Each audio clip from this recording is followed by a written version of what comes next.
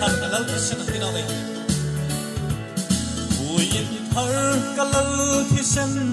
bây thằng thở tắt xa asin nari mấy amin thao nghe chân căn phạt căn đoan căn riêng ta căn dung ra mà không sâu đậm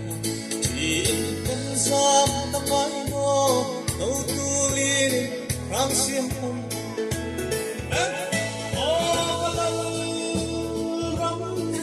LALRAM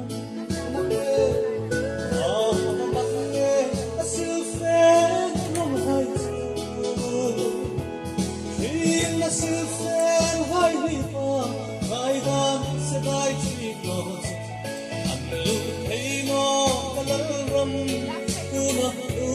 kanisi